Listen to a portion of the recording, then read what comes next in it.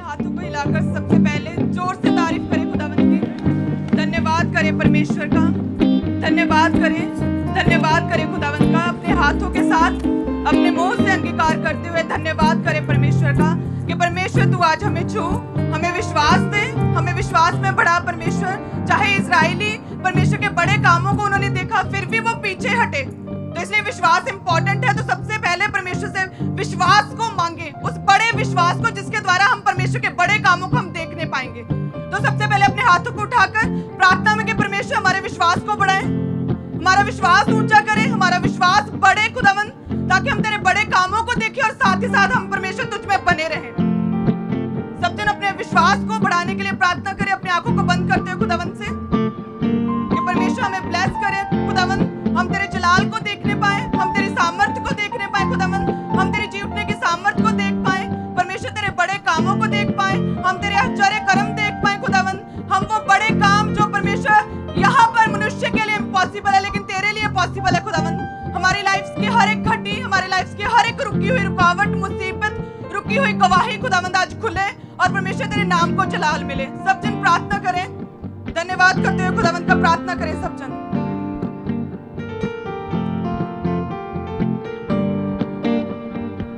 Thank you Jesus इस presence के लिए खुदावंद, तेरा धन्यवाद परमेश्वर, तेरा धन्यवाद करते हैं हम सब जन। हम हमेशा आत्मा में ऊंचे उठे, तेरा धन्यवाद करते हैं, हम तेरे जलाल को हमेशा अपने अंदर अपने परिवारों में समाये रखे खुदावंद। तेरा जलाल जैसे मूसा के चेहरे से चमका खुदावंद, हमारे चेहरों से चमके, हमारी लाइफ से चमके। सब जन अंगीकार करते हैं खुदावंद, हमारी फैमिली से तेरा जलाल चमके, हमारे परिवारों से तेरा जलाल चमके, हमारी मैरिटल लाइफ से तेरा जलाल चमके, हमारे बच्चों में से खुदावंद तेरा जलाल चमके। परमेश्वर हमें छू, हमें बढ़ाएं खुदावंद, आत्मिक रीति से बढ़ाएं ताकि हम सांसारिक रीति से भी आगे बढ़ पाए खुदावंद। हमें विश्वास में बढ़ाएं, हमें अपना जलाल दे परमेश्वर, हम तुझ में बने रहे खुदावंद, हम तेरे आत्मिक दानों वरदानों से भरे रहे खुदावंद, ताकि तेरे बड़े कामों को हम देखने पाए खुदावंद, ताकि तेरी गवाही को हम दुनिया के शोर शोर तक लेके जा पाए, ताकि तू हमें बढ़ाता रहे, अंच करके हमें ऊंचा और ऊंचा उठाता रहे खुदावंद। तेरा धन्यवाद करते हैं आज की प्रेजेंस के लिए। सब जन अंगीकार करेंगे परमेश्वर, मैं आज आपके वचन को सुनने पाऊं और मैं समझ पाऊं खुदावंद कि आप क्या चाहते हैं और मुझे क्या करना चाहिए, मैं समझ पाऊं परमेश्वर। आज मेरी नींव स्ट्रांग हो, आज मेरा बेस मजबूत हो जाए खुदावंद, मेरा मसीही बेस आज मजबूत हो जाए परमेश्वर, मैं तुझे समझ पाऊं आज के वचन के बाद खुदावंद। सब जन मांगे आमीन आमीन। सब जन बैठ सकते हैं, लेकिन आत्मा में आप हमेशा ऊंचे उठेंगे जैसे कि परमेश्वर के दास हमेशा बोलते हैं। आमीन। सब जन बैठ जाएं, धन्यवाद करें परमेश्वर का एक बार फिर से। धन्यवाद करें इस मिनिस्ट्री के लिए, धन्यवाद करें खुदा के दास के लिए जिन्होंने हमें बढ़ाया, इस मिनिस्ट्री को, लोगों को बढ़ाया, जिसकी वजह से हम और आप आज जहां पर हैं। धन्यवाद करें परमेश्वर का, परमेश्वर के दास के लिए, क्योंकि परमेश्वर का वो वचन पूरा हुआ है कि मैं दाऊद के कुल में से एक अंकुर को उगाऊंगा। आमीन। तो एक अंकुर उग चुका है, वो बढ़ रहा है, वो फैल रहा है, वो दुनिया के कोने कोने तक जा चुका है। आमीन। कि मैं दाऊद के कुल में से एक अंकुर को उगाऊंगा। तो अब आपकी बारी है। आमीन। हम देखते हैं बाइबल में कि परमेश्वर ने इजराइलियों पर अपने बड़े कामों को प्रकट किया, अपने बड़े आश्चर्य कर्म खुदावंद ने उन्हें दिखाए। लेकिन लिखा है कि परमेश्वर ने इजराइलियों पर तो अपने बड़े कामों को प्रकट किया, लेकिन परमेश्वर ने अपने दास मूसा पर अपनी गति को, अपने आप को प्रकट किया। आमीन। इसकी वजह क्या थी कि लोग जो थे सिर्फ मिरेकल, चमत्कार देख पाए, परमेश्वर को नहीं समझ पाए इजराइली। और एक मूसा, परमेश्वर का दास, जो बोलने में भी इतना सामर्थ्य नहीं रखता था, वो उसने परमेश्वर को जांचा, उसने परमेश्वर को समझा, वो परमेश्वर की गति को, परमेश्वर को समझ पाया। वो इसीलिए क्योंकि मूसा हमेशा इसी धुन में रहता था कि परमेश्वर क्या चाहते हैं, परमेश्वर को क्या पसंद है, परमेश्वर को क्या नापसंद है, मैं क्या करूं कि परमेश्वर मुझसे खुश होए, परमेश्वर की क्या असाइनमेंट्स है, मैं कैसे उन्हें कंप्लीट करूं। हमेशा इसी धुन में रहता था कि परमेश्वर के असाइनमेंट्स को मैंने पूरा करना है, परमेश्वर की योजनाएं लाइफ में पूरी हो, परमेश्वर मुझे इस्तेमाल करे, परमेश्वर को समझना। वो इसी धुन में रहता था। और इजराइली क्या, परमेश्वर पानी खत्म हो गया है, परमेश्वर रोटी खत्म हो गई है, परमेश्वर अब हम रास्ते में, हमें समझ नहीं आ रही कि कहाँ जाएं। हमेशा गवाहियों, चमत्कारों की ओर लगे रहते थे, परमेश्वर की ओर नहीं थे। इसीलिए खुदावंद ने इजराइलियों पर तो अपने बड़े कामों को व्यक्त किया, लेकिन मूसा के ऊपर परमेश्वर ने अपनी गति प्रकट की थी। आमीन। सो इसलिए हमें क्या चाहिए? हमें परमेश्वर को समझना चाहिए। आमीन। मूसा, जब हम देखते हैं कि वो 40 दिन रात के रोजों में पहाड़ पर था, तो जब वापस आया तो उसके मुंह से, उसके फेस से परमेश्वरीय किरणें, सामर्थ्य निकल रही थी, डायरेक्टली देख पा रहे थे लोग। वही मूसा था, बाइबल में लिखा कि एकमात्र वही एक मूसा, परमेश्वर का दास, जो परमेश्वर की पीठ का दर्शन कर पाया था। यही एक मूसा था जिसने यहोवा के साथ आमने सामने बैठकर एक भाई की तरह, एक ब्रदर, एक भाई की तरह बात की थी, एक फैमिली मेंबर की तरह। आमीन। बाइबल में लिखा है कि यहोवा मूसा के आमने सामने बैठकर एक भाई की तरह उससे बात करता था। वही एकमात्र एक जन था जिसने परमेश्वर की पीठ का दर्शन देखा था। आमीन। वो कैसे पॉसिबल हुआ? क्योंकि वो हमेशा इसी धुन में रहता था कि परमेश्वर को क्या पसंद है, परमेश्वर को क्या ना पसंद है, परमेश्वर को समझना, परमेश्वर में बने रहना। आमीन। इसीलिए मूसा एक बहुत बड़ा परमेश्वर का दास बन पाया। परमेश्वर उसके सामने सम्मुख बैठकर बादल में से उससे बात करता था।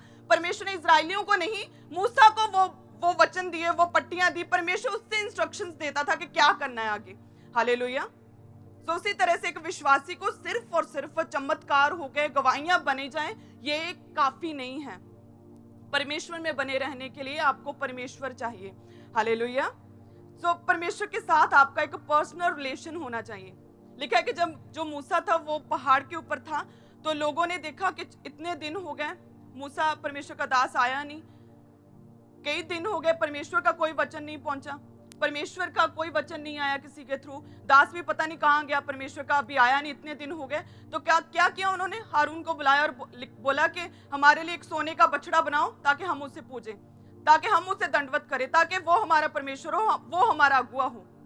ये कैसे हो सकता है कि एक व्यक्ति को खुदावंद ने इतने बड़े चिन्ह और चमत्कार दिखाकर खुदावंद उन्हें आधे सफर तक खुदावंद उन्हें ले आया, लेकिन क्या किया? अविश्वास किया। क्या किया कि पता नहीं कहाँ है परमेश्वर, कई दिन हो गए, परमेश्वर के साथ कोई पर्सनल रिलेशन नहीं था उनका, कि पता नहीं क्या हुआ, कहाँ है परमेश्वर, कहाँ है उसका दास, अब कुछ नहीं हो सकता। तो लिखा है कि बछड़ा बनाकर उसे पूजा। परमेश्वर में अविश्वास किया। उन्हें तो चाहिए था ना कि वो परमेश्वर जिसने सर्वशक्तिमान रीति के साथ, बड़े दाहिने हाथ के साथ, बलवंत भुजा के साथ, किस तरह से हमें इतने शक्तिशाली फिरौन राजे के हाथों से खुदावंद कितने बड़े चिन्ह और चमत्कार करके किस तरह से हमें लेकर आया। तो कोई बात नहीं, कुछ दिन हुए, परमेश्वर आगे भी हमें संभालेगा। लेकिन लिखा है कि कोई पर्सनल रिलेशन नहीं था परमेश्वर से कुछ नहीं उन्हें चाहिए था। परमेश्वर की सिर्फ प्रॉपर्टी चाहिए थी, परमेश्वर नहीं चाहिए था। परमेश्वर को नहीं चाहते थे, परमेश्वर के बड़े कामों को, चिन्ह और चमत्कारों को, और सिर्फ गवाहियों को चाहते थे। लिखा, इसीलिए उन्होंने अविश्वास किया, गलत काम किया, आज्ञाओं को तोड़ा, अन्य की उपासना की, और 3000 लोग उस दिन इजरायलियों में से मारे गए थे। हालेलुया। तो इसके लिए क्या इंपॉर्टेंट है? परमेश्वर में बने रहना, परमेश्वर पर विश्वास रखना। केवल गवाहियां आए, मिरेकल्स हों, ये काफी नहीं है। हालेलुया। कितने जन समझ रहे हैं कि परमेश्वर भी चाहिए, गवाहियां बाद की बात है।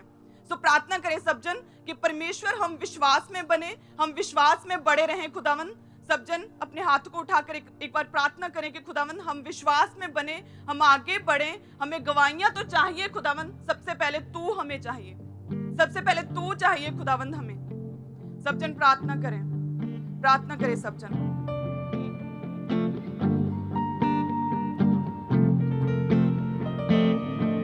कि परमेश्वर हमें तू चाहिए खुदावंद, सबसे पहले तू चाहिए हमें, उसके बाद गवाहियां, उसके बाद मिरेकल्स, उसके बाद चिन्ह और चमत्कार। सबसे पहले खुदावंद हमें तू चाहिए।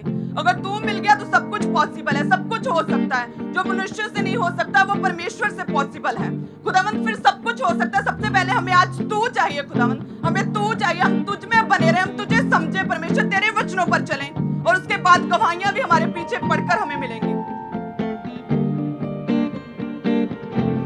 परमेश्वर हमारे विश्वास को बढ़ाएं, हमारे विश्वास को बढ़ाएं परमेश्वर। इन जीसस नेम आमीन, आमीन। तो आज कितने जन समझ चुके हैं अभी तक कि हमें गवाहियां, चिन्ह और चमत्कार चाहिए, लेकिन सबसे पहले परमेश्वर चाहिए। अगर परमेश्वर होगा तभी जीवन है। अगर परमेश्वर हुआ और चिन्ह चमत्कार फिर मिलेंगे। अगर सिर्फ चिन्ह और चमत्कार है, मिरेकल्स हैं, तो लाइफ्स लंबी होंगी, इसकी कोई गारंटी नहीं है। हालेलुया। अगर परमेश्वर साथ है तो चिन्ह और चमत्कार भी मिलेंगे, गवाहियां भी बढ़ेंगी और लाइफ्स भी लंबी होंगी। अगर परमेश्वर को नहीं समझते, परमेश्वर को नहीं चाहते और सिर्फ गवाहियां चाहते और गवाहियों के लिए यहाँ पर बैठे हो, तो वो गवाहियां भी टेम्पररी होंगी। क्योंकि जो परमेश्वर ने हमें गवाहियां दी वो इसीलिए दी ताकि हम परमेश्वर को जाने, परमेश्वर को समझ सके कि वो सर्वशक्तिमान है, वो कुछ भी करने की ताकत रखता है। आमीन। हम देखते हैं किस तरह से इजराइलियों ने पाप किया और वो मारे गए, लेकिन वहां पर चाहिए तो ये था ना कि विश्वास करते, क्योंकि जो चुनौतियां एक विश्वासी की लाइफ में होती हैं वो इसीलिए तो आती है ताकि हम परमेश्वर को समझ सकें, ताकि ये जान सके कि यस परमेश्वर ये कर सकता है। हालेलुया। मैं बोल सकती हूँ, अगर शुरू से बोलती तो क्या था इसमें, बोल रही हूँ, हजारों लोग बोल रहे हैं, सभी बोल रहे हैं, लेकिन बोल नहीं पाती थी, चुनौती थी। वो आज मैं समझ पा रही हूँ हालेलुया कि ये सिर्फ परमेश्वर ने किया। हमारी लाइफ में जो चुनौतियां होती हैं किसी समय पर, वो इसीलिए हैं ताकि हम परमेश्वर को समझ पाए कि यस वो सब कुछ करने की ताकत रखता है। हालेलुया। और जब इजराइलियों ने बछड़ा बनाया, उसे पूजने लगे, तो लिखा कि यहोवा क्रोधित हुआ। परमेश्वर मूसा के पास गया और बोला कि मेरे लोग बिगड़ गए हैं, ये सिर्फ मिरेकल्स चाहते हैं, ये सिर्फ गवाहियां चाहते हैं, ये सिर्फ चमत्कार चाहते हैं, ये सिर्फ बड़े काम चाहते हैं, ये मुझे नहीं चाहते। परमेश्वर क्रोधित हुआ और बहुत से लोग मारे गए। तो इसीलिए हमें चिन्ह और चमत्कार, गवाहियां बाद की बात है, सबसे पहले हमें परमेश्वर चाहिए ताकि हम परमेश्वर में बने रहें। आमीन। तो परमेश्वर कैसे प्राप्त होंगे? यदि हम विश्वास करेंगे। पौलुस ने कहा कि धर्मी जन विश्वास के साथ जीवित रह सकता है। तो अगर हमें जीना है तो क्या चाहिए? विश्वास चाहिए। ऐसा बाइबल कहती है कि अगर जीना है तो विश्वास चाहिए, क्योंकि धर्मी जन विश्वास के साथ जीवित रह सकता है। हालेलुया।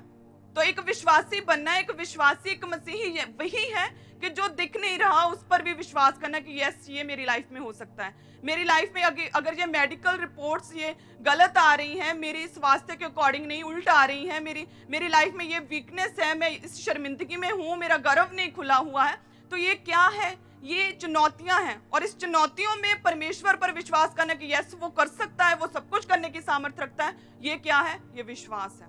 हालेलुया। तो विश्वासी बनना है ताकि हम परमेश्वर के बड़े कामों को देख पाएं, ताकि वो बड़े काम हमारी लाइफ में बने रहें। हालेलुया।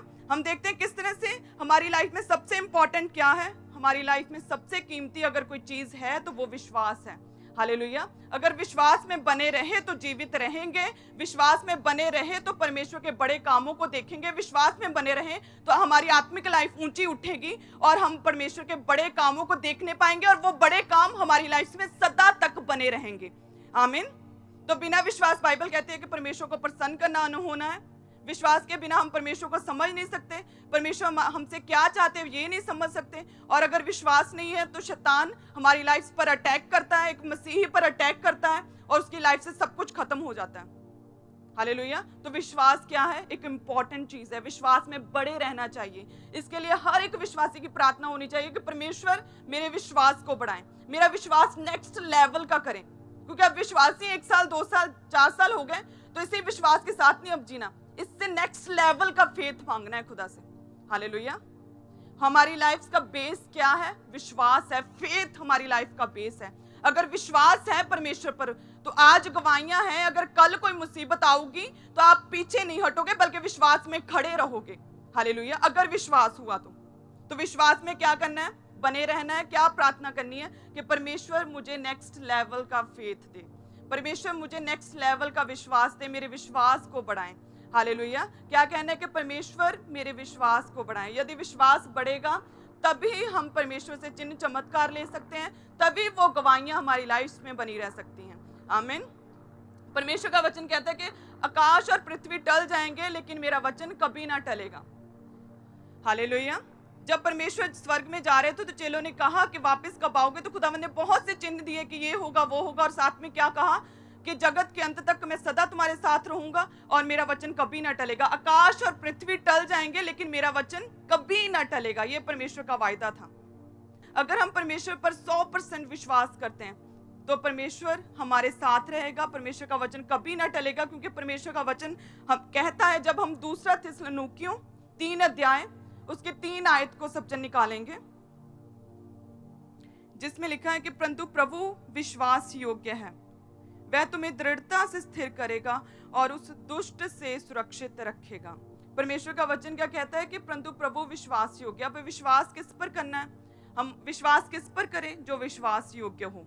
और विश्वास योग्य कौन है? परमेश्वर है। ऐसा कौन कहता है? परमेश्वर का वचन कहता है। वचन क्या है? वो स्थिर है, क्योंकि आकाश और पृथ्वी टल जाएंगे लेकिन परमेश्वर का वचन कभी ना टलेगा। वो वचन कहता है कि परमेश्वर विश्वास योग्य है। हालेलुया। हम अपने फ्रेंड्स को, अपने घर को, घर वालों को, किसी को अगर हम अपना दुख बताएं तो आई थिंक नमक मिर्च मसाले लगाकर कई गुना करके लोगों में फैलाएंगे, और क्या होती है? इंसल्ट होती है, शर्मिंदगी होती है। लेकिन अगर परमेश्वर के आगे घुटने टेककर अपनी प्रॉब्लम्स को खुदा के आगे रखोगे तो परमेश्वर क्या है? विश्वास योग्य है। वो आपको उन प्रॉब्लम से निकालेगा। हालेलुया। परमेश्वर के वचन में क्या लिखा? कि परमेश्वर विश्वास योग्य है, वह तुम्हें दृढ़ता से स्थिर करेगा। हालेलुया। वह तुम्हें दृढ़ता से स्थिर करेगा, यानी कि वह तुम्हें कभी भी डोलने नहीं देगा। समुद्र में शिप देखा, अगर भारी तूफान आओ तो किस तरह से डोलने लग जाता है, लेकिन परमेश्वर विश्वास योग्य है। परमेश्वर का दूसरा वायदा क्या है? कि मैं तुम्हें दृढ़ता से स्थिर करूंगा, यानी कि मैं तुम्हें डोलने नहीं दूंगा, मैं तुम्हें स्थिर करूंगा, मैं तुम्हें बचाकर रखूंगा, मैं तुझे खड़ा रखूंगा, तुझे गिरने नहीं दूंगा। ये परमेश्वर का वचन कहता है। हालेलुया। थर्ड वचन क्या कहता है? कि उस दुष्ट से तुझे सुरक्षित रखूंगा, उस तूफान से, उस शैतान से। क्योंकि हम देखते हैं शिप डूबते हुए, लेकिन परमेश्वर का वचन यहाँ पर क्या कहता है? कि उस दुष्ट से सुरक्षित रखूंगा, यानी कि उस तूफान से, उस शैतान से परमेश्वर हमें बचाएगा, हमें डोलने नहीं देगा, हम डगमगाएंगे नहीं, हम गिरेंगे नहीं, हम डूबेंगे नहीं, क्योंकि खुदावंद उस दुष्ट से, उस शैतान से, उस तूफान से हमें सुरक्षित रखेगा, हमारी सेफ्टी करेगा। हालेलुया। तो विश्वास किस पर करना है? जो विश्वास योग्य है। परमेश्वर के वचन के अनुसार कौन विश्वास योग्य है? परमेश्वर, प्रभु यीशु मसीह, परमेश्वर उद्धार करता, जीवित परमेश्वर विश्वास योग्य है। हालेलुया। तो विश्वास किस पर करना है? परमेश्वर पर। जब परमेश्वर पर विश्वास हुआ तो सब कुछ पॉसिबल है, फिर सब कुछ हमारी लाइफ में हो सकता है। हम इतने सालों से मसीह में हैं, लेकिन एक प्रॉब्लम हल नहीं हो रही। तो जो परमेश्वर विश्वास योग्य है, यदि हम उसमें बने रहे, उसमें खड़े रहे, तो वो हमें गिरने नहीं देगा, परमेश्वर हमें डूबने नहीं देगा, खुदावंद हमें बचाकर रखेगा, हमारी सुरक्षा करेगा। आमीन। तो कितने जन समझ रहे हैं कि परमेश्वर विश्वास योग्य है और परमेश्वर में बने रहना है, परमेश्वर में खड़े रहना है। हालेलुया। हम देखते हैं आगे चलकर कि किस तरह से परमेश्वर का जो हम विश्वास कहते हैं कि विश्वास के विश्वास बड़े और आगे बढ़े, इसका क्या मतलब है? कि विश्वास कोई स्थिर रहने वाली चीज नहीं है। हालेलुया। ये घटता है या तो फिर बढ़ता है। अगर विश्वास कम हुआ, अपवित्रताई में गए, विचार किया, तो आत्मिक लाइफ क्या हुई? कम हो गई। अगर विश्वास बढ़ा, प्रार्थनाओं में हो, रोजों में हो, वचन में हो, तो आत्मिक लाइफ क्या हुई? बढ़ी। हालेलुया। विश्वास एक जगह नहीं रहता, विश्वास जा तो घटता है, जा तो बढ़ता है। तो एक विश्वासी को, एक मसीही को क्या चाहिए? विश्वास को बढ़ाना चाहिए। हालेलुया। सबको जय मसीह की। मैं जतिन बब्बर और आप देख रहे हैं मसीह परिवार चैनल। जैसे कि आप सब जानते हैं कि मैं इस चैनल पे प्रभु के अलग अलग दासों की वीडियोस डालता हूं, तो अगर आपको हमारा चैनल अच्छा लगता है तो आप इस चैनल को ज़्यादा से ज़्यादा सब्सक्राइब जरूर करें, ताकि आप प्रभु के वचन को सुन सके। वीडियोस को ज़्यादा से ज़्यादा शेयर करें, ताकि जिन लोगों तक वचन नहीं पहुंचा उन तक भी वचन पहुंच सके। सबको जय मसीह की। एक बार मैं आपसे दोबारा कहूँगा कि इस चैनल को सब्सक्राइब जरूर करें और वीडियोस को ज़्यादा से ज़्यादा शेयर करें। जय मसीह की।